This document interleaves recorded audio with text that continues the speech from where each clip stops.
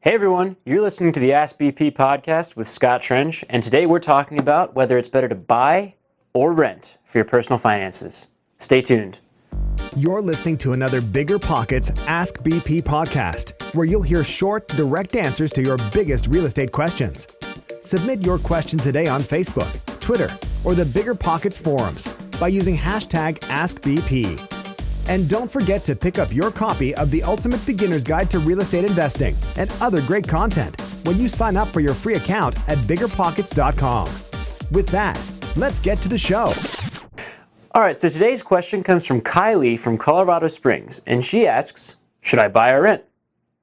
This is a fantastic question. It may be a very simple question, but it's a question that a lot of folks have, and a lot of people don't understand the financial impacts of this decision and how massive they can be over time and in the short run. A lot of the decision about whether to buy or rent comes down to personal preference. And personal preference is just that. It's just whatever you are feeling and what kind of you're looking for in your living situation. So I'm going to totally ignore that for the purposes of this video, and I'm going to strictly stick to the financial consequences of both of those decisions. Now, when you buy a property, whether or not that's going to be a good financial decision for you is going to be dependent on two primary factors. Those are going to be, one, how long you plan to live in that property, and two, if you plan to do any work on the property yourself. So I'll start by saying that if you plan to live in the same place for any long period of time, maybe more than a few years, buying is almost always going to be a better financial decision for you than renting. Let's delve into why that is. Suppose that I'm torn between two different choices. The first is renting an apartment for $1,000 a month, and the second is buying a very similarly sized and similar type of condo for $100,000. In the case of renting the apartment, I might pay rent of $1,000 a month, whereas in the case of buying the condo, I might also have $1,000 per month in expenses, but they're going to be broken out into several different categories. The first might be my $450 mortgage and interest payment. The second might be a $250 HOA fee. And the third might be $300 in various maintenance and CapEx expenses over the course of the year. You know, when I got to replace the refrigerator or fix the appliances or take care of all those items that my landlord would take care of me if I were just a renter. Now, in both of these cases, $1,000 a month on average is coming out of my pocket. But those $1,000 are not equal. In the case of the homeowner, part of that $450 mortgage payment is going to go towards paying down your loan, maybe $150 a month. Over the course of a year, that's $1,800 in equity you've built and wealth that you've created for yourself. It can kind of be thought of as a forced savings plan. And over the years, this will amount to very large differences in your net wealth.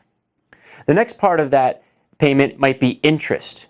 Interest on a primary residence is tax deductible.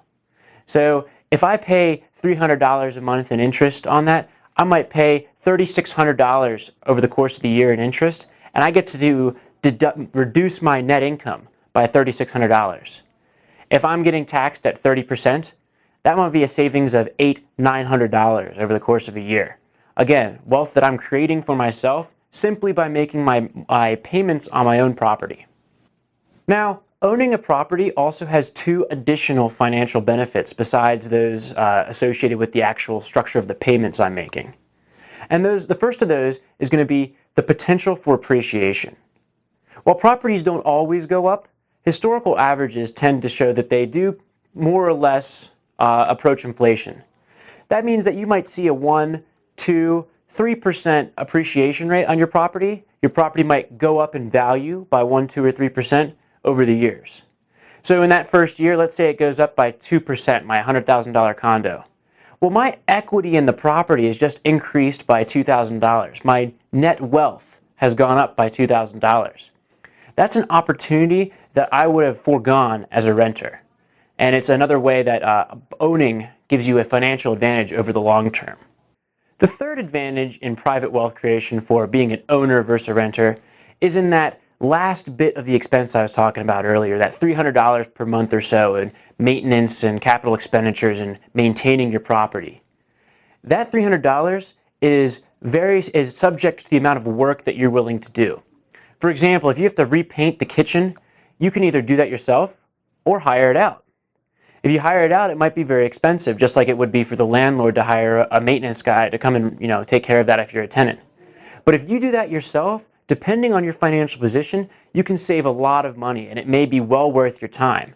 That type of option that you have as an owner to build wealth for yourself by cost savings and taking care of your property is a really powerful way to build your finances, especially for newer investors or people that are kind of just starting out. I'll also point out that there's something just awesome about being able to do those types of tasks yourself. Say that when I was a renter, I was kind of a wuss and would never want to get under the sink and fix a P-trap or repair a big hole in the drywall that I made while accidentally working on something. I just would have not wanted to do that, and I would have called the landlord.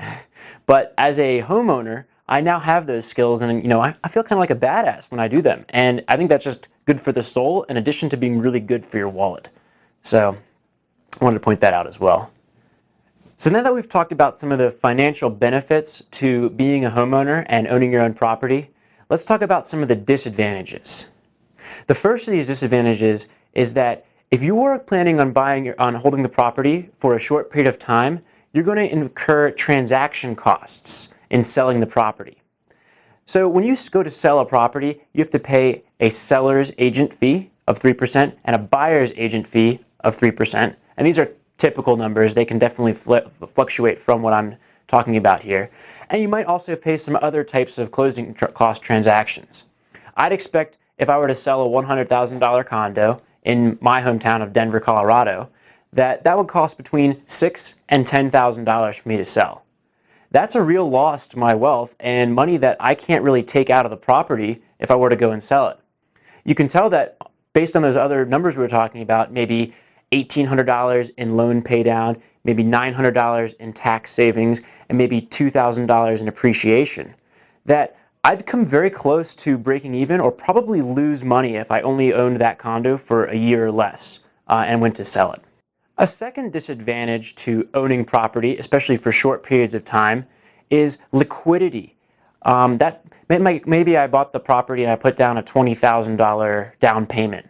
Well, that $20,000 is no longer in my bank account. I can't use that for emergencies like a hospital bill or another opportunity to invest. And that's a real opportunity cost. My money is what we finance people like to call illiquid. I can't access it very easily. That's both a function of those costs in selling the property that I just talked about, those closing costs, and it's also a function of selling a property is not an overnight process. If I were to go and sell a stock, I'd expect it to be gone in the morning. If I were to set the trade to happen last night, I'd expect it to already have been gone.